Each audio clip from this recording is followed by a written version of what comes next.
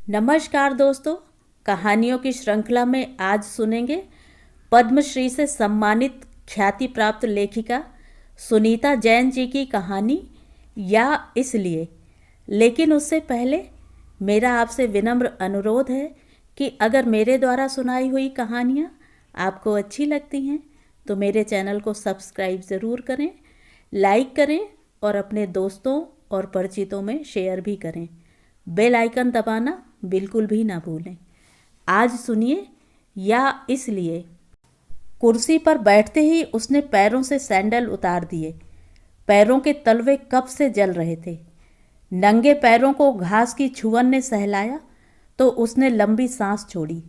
भारी कामदार साड़ी के पल्ले को नीचे खिसका, पसीना पसीना होते गले को रुमाल से हवा दी।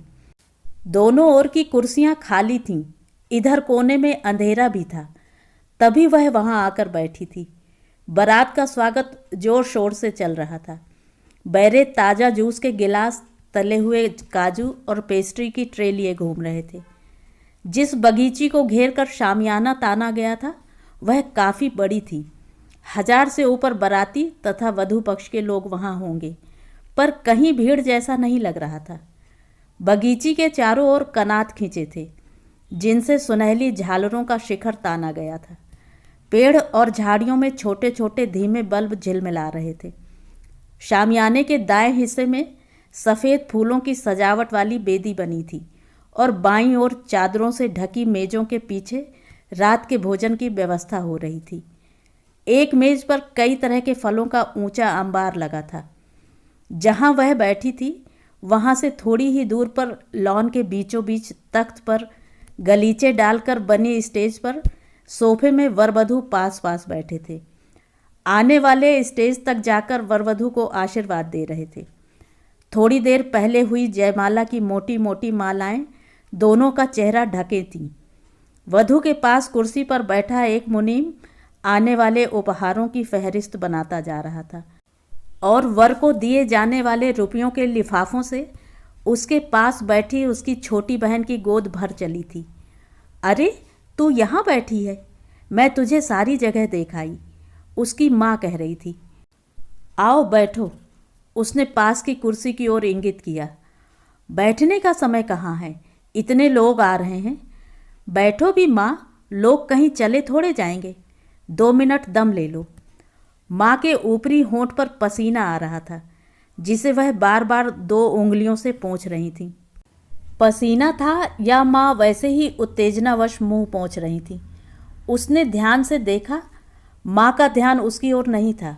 वह अपने हाथ से लटकी मखमल की लाल थैली का मुंह बंद कर रही थी। यह तो ऊपर तक भर गई, अब क्या करूं? मेरा हैंडबैग प्रायः खाली ही है, उसे ले जाओ। उसने चमड़े का ब्राउन बैग माँ की ओर बढ़ा दिया। बैग की जिप खोलकर माँ ने मखमल की थैली उसमें सरकानी चाहिए। यह क्या कर रही हो? उसमें थैली भर दोगी तो जगह कहाँ रहेगी? लाओ, थैली मैं पकड़ लेती हूँ। माँ क्षण भर सोचती सी रही। उधर से उसकी बुलाहट हो रही थी। आई आई कहती माँ ने थैली के मुंह को कसकर उसी की डोर से बांध दिया। फिर भी थैली पकड़ाते जैसे कुछ शंकित हुई। चिंता मत करो, थैली ऐसी की ऐसी मेरे पास रखी रहेगी। तुम जाओ, बिमल के पास बहुत लोग आ गए हैं, वह तुम्हें बुला रहा है। अंधेरा अचानक चारों ओर से घिर आया। बिजली की तेज रोशनी में से गुजरती माँ को वह देखती रही। माँ बूढ़ी हो गई, कितनी झुर्रियाँ पड़ गईं, पर शरीर में ढीलापन नहीं, कठिनाई और चिंता में जकड़े जीवन का चौकन्नापन था। ओ नीरा, तुम? रमेश? सही पहचाना। कितने साल हो गए होंगे? 20-22? 18। तुम एमए कर रहे थे तब। बड़ी अच्छी याददाश्त है तुम्हारी, मुझे तो कुछ याद नहीं रहता। बाल बच्चे कहाँ हैं? अपनी माँ के साथ ननिहाल गए हुए हैं, वहाँ भी किसी की शादी थी। सुना है तुम अकेली आई हो? हाँ, तुम्हें शायद मालूम हो, बच्चे तो सब सेटल हो गए हैं, अपने अपने घर बार में व्यस्त हैं। विवेक की तबीयत अच्छी नहीं रहती, डॉक्टर ने उन्हें सफ़र करने को मना किया हुआ है।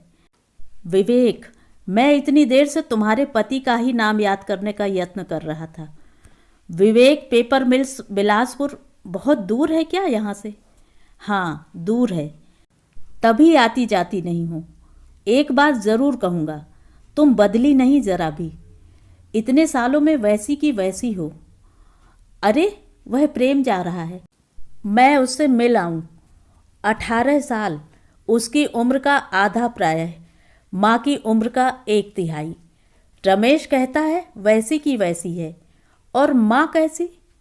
कहाँ है वह माँ? हरदम चमचम कपड़े पहनने वाली, पति के ऊंचे ओहदे के रौब में रौबीली।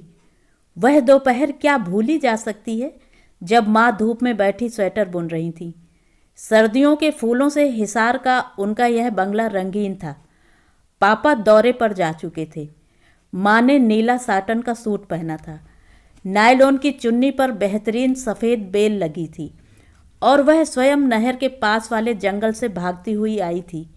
माँ, यह देखो कितने सारे हैं। पंख वे इतने सारे थे, इतने लंबे कि उसकी 8 वर्षीय टांगें उन्हीं में छुप गई थीं। कहाँ से लाई? ये तो बहुत हैं। एक ही मोर के हैं ये सब। राजीव भैया मोर के पीछे डंडा लेकर दौड़ते रहे और पंख गिरते रहे। बड़ा ही मजा। मोर उड़ा नहीं, माँ ने बुनना बंद कर दिया था। काजल लगी उसकी बड़ी बड़ी आंखें हैरान सी खुली थीं। तभी तो पंख गिर रहे थे ना, वह लंगड़ा था।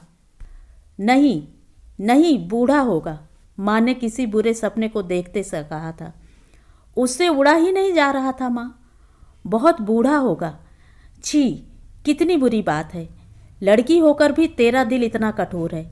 बेचारे पक्षी को इतना सताया। पंख तो तेरे पास पहले से इतने हैं, पूरा संदूक भर रखा है। भला लालच करते हैं क्या? नहीं माँ, अब नहीं करूँगी। पंख उसने लॉन में फेंक दिए थे। मुझे पता ही नहीं था। राजीव भैया, राजीव लड़का है, तू लड़की। और वह माँ के गर्भ से ऊष्म तंग गोदी में सिर डाले पड़ी रही थी। लड़कियाँ लालच नहीं करती। एकदम अकेली बैठी होती थी। तबीयत तो ठीक है? आरती पास खड़ी पूछ रही थी। अपने साथ वेटर को भी लाई थी। लो जूस लो, कुछ भी खाया नहीं होगा ना, जानती हूँ तुम्हारी आदत। आप बैठ मेरे पास। बैठ तो जाऊँ, पर माँ मेरे बिना परेशान हो जाएंगी। मिनट मिनट में मेरी पुकार मचती है। वह पास की कुर्सी पर बैठ गई थी। माँ बहुत बदल गई हैं ना आरती? 25 बरस बहुत अरसा होता है दीदी। पापा को गुजरे 25 बरस हो गए ना, विमल ही 24 से ऊपर का हो गया है। हाँ, वह होने ही वाला था जब पापा दौरे पर गए थे और डाकुओं से घिर गए थे। दीदी, एक बात पूछूं? बोलो। यह पूछने का समय तो नहीं है, पर तुम विवाह के बाद आती ही नहीं हो। जाने कब मिलना हो इसके बाद। पूछ ना आरती, मुझसे भूमिका बांधने की आवश्यकता है क्या? उस दिन क्या हुआ था दीदी? किस दिन? जिस दिन तुम मुझे बैठी पढ़ा रही थी, माँ रसोई में बर्तन मल रही थी और राजीव भैया उनसे कुछ मांग रहा था। फिर क्या हुआ था दीदी? मैं बहुत छोटी थी ना, बताओ। उस दिन मैं कह रहा हूँ मुझे 5,000 रुपया चाहिए, पर कह दिया ना मेरे पास नहीं है। बार बार क्यों कहता है? इसलिए कि मुझे वह फ्लैट बुक करना है और पहली किस्त देनी है। तो मैं क्या करूं? जब मेरे पास रुपए नहीं हैं तो नहीं हैं। कैसे नहीं हैं? पापा का बीमा सब तुम्हारे पास है कि नहीं? राजीव, शर्म कर, बीमे की बात करता है। लड़कियों की शादी करनी है कि नहीं? लड़कियां लड़कियां, शादी शादी, बस यही रटना लगाए रहती हो। पापा मेरे कुछ नहीं थे? मेरा हक नहीं है क्या? हक डूब नहीं मरता कहीं। दीदी, भैया ने क्या सचमुच माँ को मारा था? मारा? शायद। गुस्से में एक पतीली को लात मारी थी। वह उछलकर माँ के मुंह पर लगा था। जा आरती, माँ तुझे ढूंढ रही है। मैं अकेले नहीं जाऊंगी। अच्छा लगता है क्या कि तुम यहाँ बैठी रहो? चलो खाना खाओ हमारे साथ। खाना खत्म हो गया है। मिलने जुलने वाले पान मुंह में रखकर जा चुके हैं। वर वधू के मित्र उन्हें घेर कर खाना खिला रहे हैं। पंडित जी बार बार फेरों के लिए बुलवा रहे हैं। माँ उसे खोजती हुई आई हैं। वही 2 उंगलियों से बार बार ऊपर के होंठ का पसीना पोंछ रही हैं। हाथ का बैग बहुत भारी हो गया है, कसकर थामे हैं। फेरे शुरू होने वाले हैं माँ। हाँ, लेकिन हम रुक कर क्या करेंगे? मेरे ख्याल से तू और मैं घर चलते हैं। ये लोग विदा करवा कर लाएंगे तो घर पर बहू के स्वागत को कोई तो चाहिएगा। और बच्चों वाली भी जो चलना चाहें ले चल। 2 कारें तैयार हैं। कार के शीशे नीचे करने से आधी रात की हवा सरसरा गई। वह पीछे को बैठी। माँ उठंग सी गई। एक हाथ में मखमल की थैली पकड़े थी, एक में उसका बैग। घर चलकर मेरे साथ रुपए गिनवा देना। विमल और बहू पहाड़ पर जाएंगे तो उन्हीं को दे दूंगी। मुझे क्या करना है? अब यह आखिरी था। शादी तो अच्छी की है। हाँ, ना भी करते तो क्या मालूम था।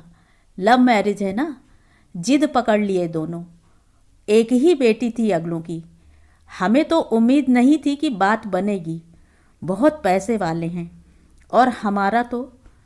चलो, मैं तो चाहती हूँ कि बच्चे खुश रहें। माँ, तुम बदल गई हो या तुम्हें याद नहीं? बैठक में पटापट साड़ियाँ शरीर से उतार कर फेंकी जा रही हैं। ब्लाउज चट चट खुल रहे हैं। बच्चे वाली सब अपने रोते या सो गए बच्चों को दूध पिलाकर सुला देने की जल्दी में हैं। वे जमीन पर गद्दे बिछवाकर चादरें डलवा रही है। क्यों नीरा, बहू का कमरा नहीं सजाया कोई? नहीं, यहाँ कमरे हैं ही कितने। उसके पलंग वगैरह तो कल आएंगे। पूजा के बाद वे दोनों ओबेराय चले जाएंगे। सुबह लौट आएंगे। हाय, ओबेराय, एयर कंडीशन्ड। यह हुई ना बात। मजा भी तो डनलपी। एक बोली। दूसरे ने कंगन नचाया। न सास का डर, न ननदों की छेड़छाड़, न सुबह कपड़े छुपाने की फिक्र। जो कहीं हमारा नसीब ऐसा हुआ होता। तू तो फिर उसी रात अपने कमरे में पहुंच गई थी। यहाँ तो 3 दिन इंतज़ार करना पड़ा, जब तक सब रिश्तेदार विदा नहीं हो गए। क्यों नीरा? अरे भाई, बड़े घर गई थी। क्या महाराजा सी पर्सनैलिटी थी विवेक जी की। तुमने तो कभी कुछ बताया नहीं उनके बारे में। वह छूटकर कमरे से बाहर आ गई। बदन में खून उबल सा रहा है। उस कमरे में बत्ती गुल हो गई होगी। वे सब एक दूसरे को अपने अपने उनके विषय में बता रही होंगी। चिकोटियाँ काटेंगी, खींखी हंसेंगी। बहन भाभी के मुंह से भाई की कारस्तानियाँ जानेंगी। चाचा के किस्से भतीजी सुनेगी। बताओ ना अपने उनके बारे में। उसके भागते भागते भी कमला ने उसे दबोच लिया था। हम भी सुने ये रजवाड़ों के लोग कैसे इश्क फरमाते हैं। कमर भी देखो ना इनकी। जानकी बोली थी, कैसी कुंवारी लड़कियों सी लचक लचक है। छोड़ कमला, एकदम छोड़ो। वह तड़प आई थी। जाने भी दो ना, क्यों तंग कर रही हो? बड़ी भाभी ने बिचौवल किया। माला दीदी सब तुम्हारे जैसी निर्लज्ज नहीं होती। रहने दो भाभी, पंजा लहराया। यह उपदेश किसी और को देना। माँ के सोते ही तुम सीढ़ियों के ऊपरी हिस्से में नहीं भाग जाती थी क्या, जिन दिनों भैया हॉस्टल से आते थे? बरामदे में खड़े खड़े गर्मी से गला बहे आया। ब्लाउज गीला हो चिपक गया। गर्दन पर जूड़ा काटने लगा। माँ ने आकर बिजली जलाई। इतनी गर्मी में तू यहाँ क्या कर रही है? बिजली भी नहीं जलाई।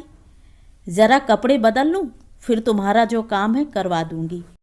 काम ही क्या है, मुश्किल से 10-20 मिनट ठहर कर वे दोनों होटल चले जाएंगे। वह गले का हार खोल रही है। हार के जड़ाऊ टिकड़े साड़ी के कपड़ों में अटके जा रहे थे।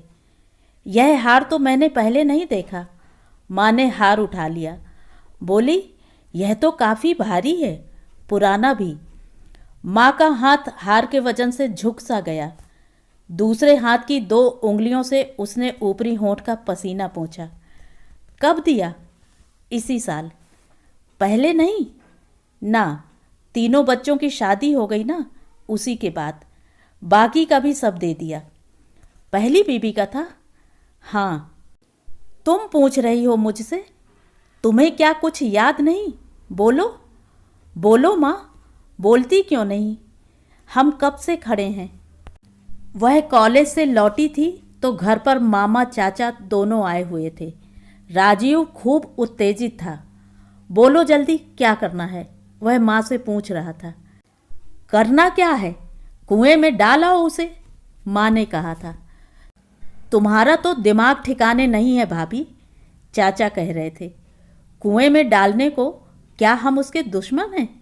और ऐसा रिश्ता मेरी लड़की को मिलता तो मैं अपने भाग्य सराहता।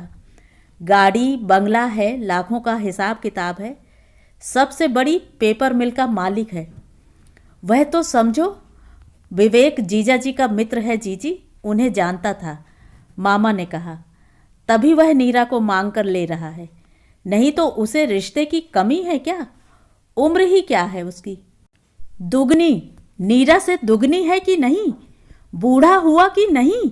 माँ लगभग चीखी थी। आज दुगनी लगती है भले, पर 40-45 साल का आदमी बूढ़ा नहीं होता भाभी। तुमसे कुछ मांग थोड़ी रहा है। लड़की मौज करेगी, जाते ही पले पलाए बच्चों की माँ हो जाएगी। 5-10 बरस में सास दादी। माँ घिरे पशु सी लड़ रही थी। तो पायताने बांधकर बिठा लो उसे जिंदगी भर। आरती की भी सोचो कभी। इसके ब्याह में तो कुछ नहीं लग रहा, अपने रूप के बल जा रही है। रुपया उसके काम आएगा कि नहीं? चाचा तैश में आ गए थे। उसे भी छोड़ो, विवेक पेपर मिल्स से रिश्ता जुड़ेगा तो राजीव क्यों छोटी सी क्लर्की में पड़ा रहेगा? रोती क्यों हो? कुएं में डाल दो, कुएं में। अरे यह तो आ गई कॉलेज से, मामा ने उसे खड़ा देखकर कहा था। इसने तो विवेक को बचपन से देखा है। याद है बेटा, कैसा राजा आदमी है। तुझे तो इनकार नहीं है ना? इनकार? आरती के खत आते। दीदी तुम तो यहाँ आती ही नहीं हो। माँ भी तो बहुत कठोर हो गई हैं, जरा भी प्यार नहीं करती किसी से। तुम्हें भी याद नहीं करती। तुम्हारा नाम लेते ही आग हो जाती हैं। सभी उससे डरते हैं। माँ तो ऐसी नहीं थी। मेरा मन नहीं लगता। राजीव भैया के दूसरा बेटा हुआ है, उन्होंने स्कूटर ले लिया है। तुम क्या मेरे विवाह में भी नहीं आओगी? सुना है तुम्हारे बेटे यानी जीजा जी के बेटे का भी उसी दिन विवाह है। माँ टुकड़ियाँ गिनकर उसके वजन का अंदाज़ा लगा रही हैं। 30 तोले का है माँ। तगड़ी भी होगी इसके साथ। पहले दोनों साथ बनाए जाते थे। आवाज़ भारी हो गई है सोने के बोझ से। हाँ है। माँ उसकी ओर देख रही है। भारी है, ज्यों पूछ रही हैं। हाँ भारी है, 40-42 तोले की। ले रख ले, शायद बहू आने वाली है। संभाल कर रखना ताले में। भूल गई हो माँ, तुम सब भूल गई। एक बार पूछो माँ, 35 क्या बूढ़ा होना होता है लड़की के लिए? पूछो। तुम तो कुछ भी नहीं पूछती, या इसलिए कि तुम्हें सब याद है? तो ये थी कहानी। कहानी आपको कैसी लगी कमेंट करके ज़रूर बताएं।